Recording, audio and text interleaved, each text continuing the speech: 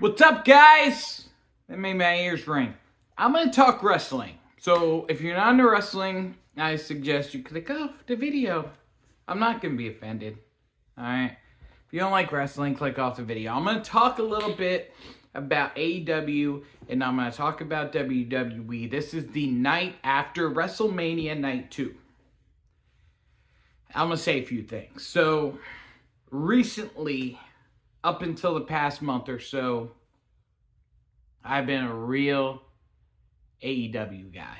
And I'm going to tell you, I'm going to be just completely transparent with you and tell you when I switched. When I switched was it a year and a half ago or 2.5 years ago? It's when Seth Rollins and The Fiend went one-on-one at Hell in a Cell, and it got ref stoppage. Or, I can't remember if it was before or after that, but when The Fiend got beat by Goldberg, who just speared him a couple times. It was one of those two times. Whichever one happened first got me out of it. Whichever one happened second got me completely out of it. Where I just stopped watching WWE. Now, occasionally I'd watch Wrestle Talk. And I'd watch the kind of recap, because Wrestle Talk can recap it and make it entertaining. More entertaining than the actual show. Now, of course, a lot of stuff happened with Vince McMahon behind the scenes, and Brock Lesnar essayed to somebody along with Vince, and that's not good. But they're gone. I hope they're gone forever. Guys, wrestling has gotten good again. And here's the thing, wrestling was good already with AEW. I'm just going to say it, I know everybody's tribalistic. They're either AEW is the best, WWE sucks, or WWE is the best and AEW sucks. It doesn't have to be that way. Just watch them and see which one you like better. That's what I've been doing, and AEW caught my interest more. I like Kenny Omega. I like the Young Bucks. I think the best wrestlers in the world right now are Bryan Danielson, Will Ospreay, not Osprey, Adam Copeland. Will Ospreay, Bryan Danielson, and even though he's injured, Kenny Omega and Kazuchika Okada. Best wrestlers in the world. Best tag team in the world, the Young Bucks. I know everybody hates them because of the whole CM Punk debacle. I think CM Punk is highly overrated and a cancer to the locker room. I don't care what you say. I'm Team Young Bucks. That's how it's going to stay.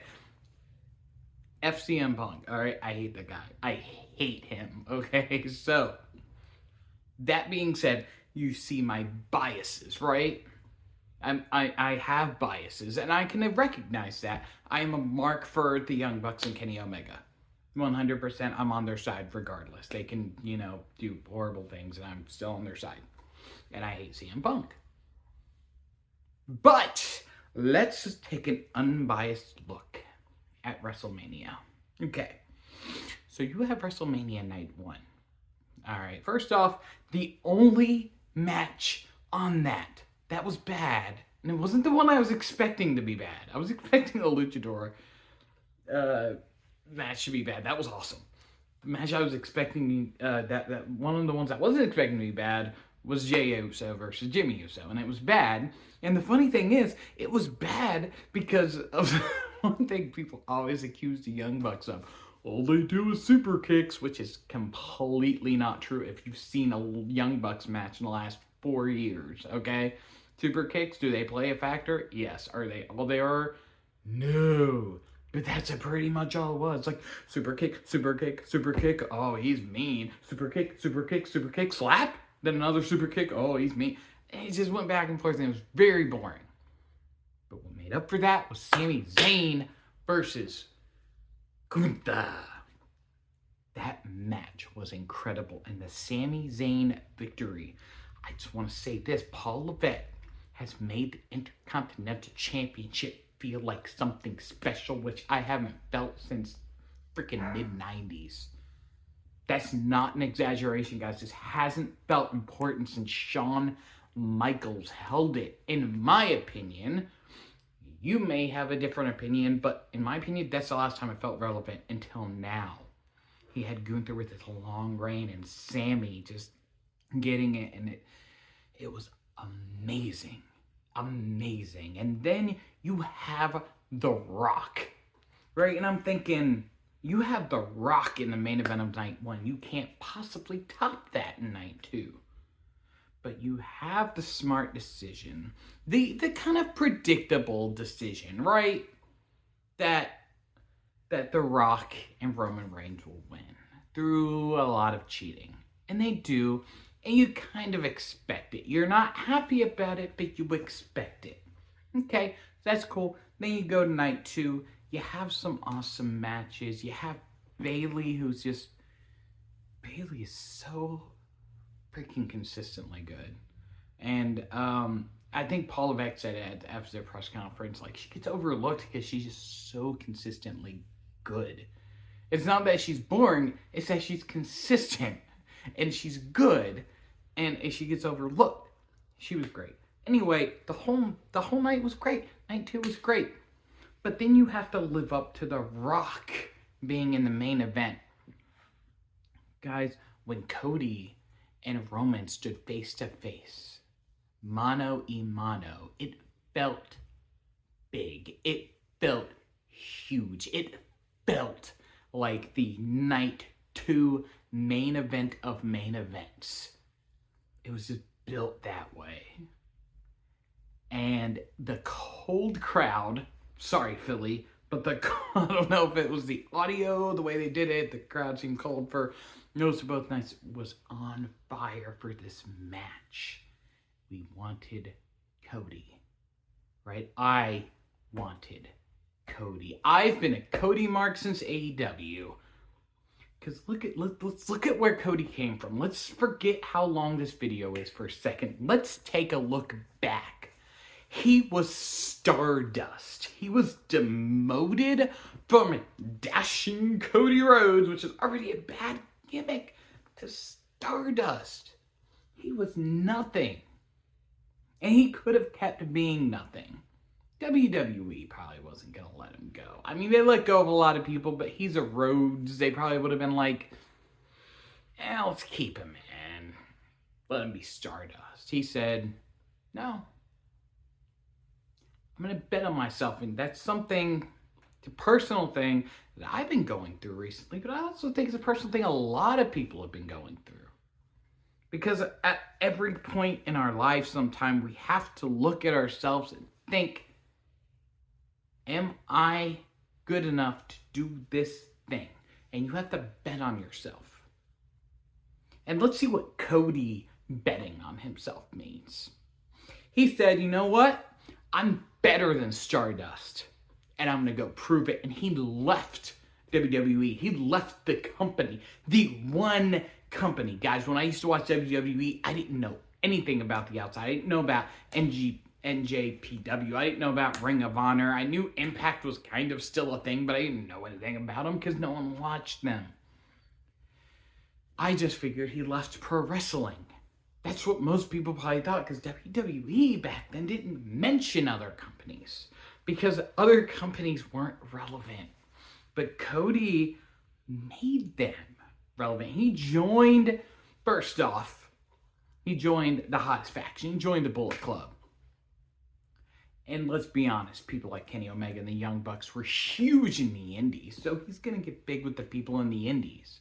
And then, one man, I don't know his Twitter name, but I hope he's still on Twitter, said, hey, Dave Meltzer, do you think that an independent wrestling show could sell 10,000 tickets? And he said, not anytime soon.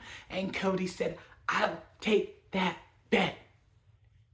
And guess what? They sold out quick. And you know who took notice of it? Someone who had been wanting to start their own professional wrestling company, Tony freaking Khan, who is rich.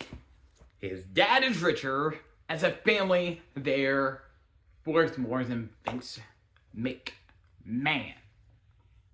And he created a plan. And he proposed it to his dad, and his dad said, oh, looks good. Looks like it's going to make money. Go ahead. Tony Khan starts AEW because of a bet that Cody Rhodes made, and he won. That show sold out, all in, sold out really quickly. Within, like, I think 45 minutes, less than an hour. Guys, an independent wrestling show. The reason AEW exists is because of Cody Rhodes. Cody Rhodes starts AEW, and he never wins a championship because he makes a really weird decision that if he doesn't win against Chris Jericho near the very beginning of AEW, then he doesn't get another chance at the title. And AEW is very big on if they make a promise that they stick to it. He lost. He couldn't be champion. But I think the reason was because in his mind, that wasn't his dream. That wasn't his, excuse the pun, it wasn't his American dream. It was to win the WWE title. And he goes back to WWE. And everybody thinks last year at WrestleMania, he's going to complete the story. He's finally going to be champion. And he loses. But that's not the end of the story.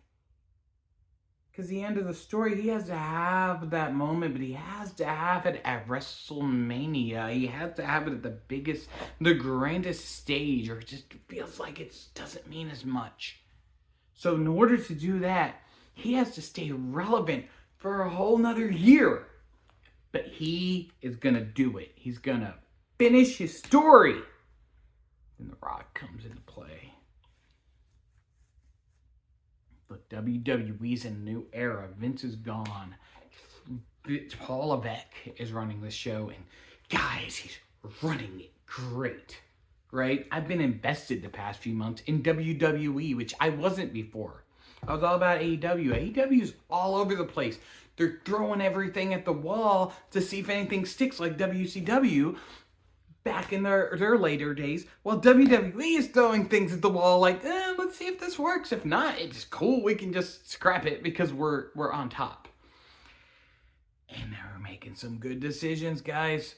And anyway, so they say, hey, The Rock is on the board now. Let's have The Rock versus Roman, right? That's huge, guys. The guy that's been champion for 1,300 and something days against The Rock, the greatest WWE champion of all time.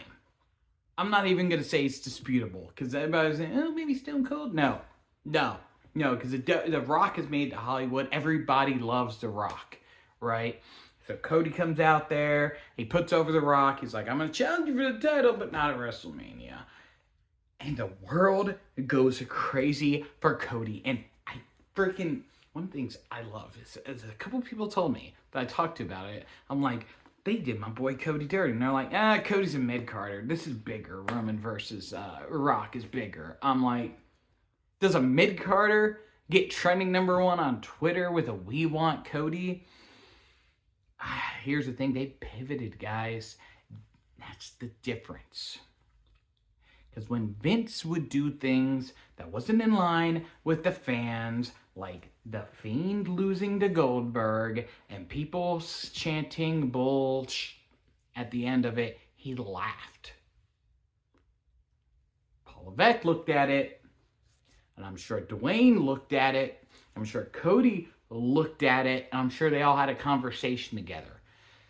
I don't know this for a fact, guys. This is me just kind of seeing things how I hope they happen. And they got together and they like, look, guys, we got to pivot. They listened to the fans. They listened to the fans. That's an important word, listened, not heard the fans. Vince heard the fans. He laughed at the fans. Paul Levesque heard the fans and he listened to it, and they pivoted and they brought Cody Rhodes into the main event. And guys, that felt so freaking big. When Cody was against Roman, it felt huge, right? It was huge. It was 1-on-1, but it was bloodline rules, which was not talked about much at the beginning of the match, and they had a really good match, one-on-one. Then Jimmy comes into the match and interferes when Cody was about to win, and then Jay comes and takes out Jimmy. Okay, they had a match the night before. That's cool. And Solo Sikoa comes out after a few more minutes of battling, and they're like, well, Solo Sikoa, the last enemy he really had was John Cena, but oh yeah, then John freaking Cena comes out, right? And that's insane. Like, John Cena. That guy's a big star now. He's like a movie star. He comes out and he beats up Solo Sikoa, and you're like, yeah, all right, cool. Then the final boss comes out. The Rock and Cena are face to face. It's deja vu of WrestleMania, whatever it was, where The Rock was against Fruity Pebbles. And they're like, oh, what's gonna happen? The Rock bottom Cena, and he's out. And The Rock's about to whip Cody. I was thinking The Rock was about to turn on Roman. Everybody was thinking that. Everybody was like, oh, here it comes. Rock's turning on Roman. Boom. Lights go out, and the lights come on. The Undertaker's there. The Undertaker has nothing to do with this. I'm losing my mind at this point. He choke slams The Rock because he can't do a tombstone anymore, probably because his knees are probably bad. And then when the lights come back on, once again, guys, it's Cody and it's Roman. All this happened, but it still comes down to Cody and Roman, and eventually Cody gets the 3 crossroads in, and he pins him for the 1, 2, 3. He still ends up winning clean with all this interference, with all these special guest appearances. It feels legitimate. And Cody Rhodes is a new champion. And guys, I cried. I'm not going to lie about it. I'm going to admit I cried. Part of the reason is that he gave that title to his mother, whose husband should have won it so long ago and never did, and it was like redemption for him. And mother things hit differently since my mother died, and for her to get that meant a lot, and I cried. And do you know the last time pro wrestling made me cry? Never. Not once has it made me cry until last night. Guys, I am an AEW mark. I am an AEW fanatic, and I still think AEW has a lot to give. I think they have the best talent right now. But guys, the storytelling by Paul Levesque is unmatched. It is, and I hate to say that. I feel like Tony Khan needs a streaming deal. I feel like Tony Khan needs to get his ducks in a row. I feel like Tony Khan has too many people and too many titles and too much on his plate. But he has the best talent at his disposal. He needs to get storytelling in line because Paul Levesque's killing him right now. I feel like AEW was the thing when Vince was in charge. But without Vince being in charge, dude, you can't cruise through it. You gotta really be on your game. And guys, that was the best WrestleMania of all time. Now, I know Paul Levesque said that at the end of the press conference, and I believe it. And you cannot believe me, but if you know me personally, you know that I'm an AEW mark. I am the guy that's like, people are like, you watching Raw tonight? No, I'm watching AEW on Wednesday, though. I'm that guy. But I am also going to be honest and call it how I see it. WWE's the hot ticket right now. Tony, it's on you, man. You got to step it up. You have the better talent. Like, straight up. You have more talent than WWE has. I will say that. When Adam Copeland came out and said that, he wasn't wrong. The locker room in AEW is better than the locker room in WWE, but the storytelling, the booking is way off, dude. If you could book this to your talent, you'd win. But WWE, man, Paul Levesque, But I'm happy about it. You know why? The tide is rising, baby. Rise with it or get left behind and get washed away. This is a turning point. This is a new era. This is a moment where you go big or you go home. So I'll be watching both. But right now, what I'm looking most forward to is the Raw after Mania. I'm not going to spend $50 on Dynasty. I'm sorry. There's going to be some great matches, but unless you got a streaming deal, I'm not watching it. I think a lot of people feel that way. A lot of people will be like, yeah, I'll pay $10 a month. You put it on HBO Max. Maybe I don't have HBO Max, but I'll pay $10, $15 a month for it. I ain't going to pay $50 for a pay-per-view, though. A lot of people feel that way, Tony. Ball's in your court. I'm sure there's more to it than that. It's not like you can be like, all right, we're on streaming now. I know there's a lot more to it, but that's just how the way things are. And I spent way too long in this video, but if you cannot tell, I am very passionate about pro wrestling. So for more pro wrestling news and other things that I feel like talking about, like random shit, I don't know what it's going to be, but if you're still here, comment below. Ham-fisted bun vendor. It's a Doctor Who reference, but it's ham-fisted bun vendor. And then I'll know, holy crap, you sat through this whole thing, you idiot. I love you. All right, I'll talk to you later, guys. See you later. Bye, guys. Press a like.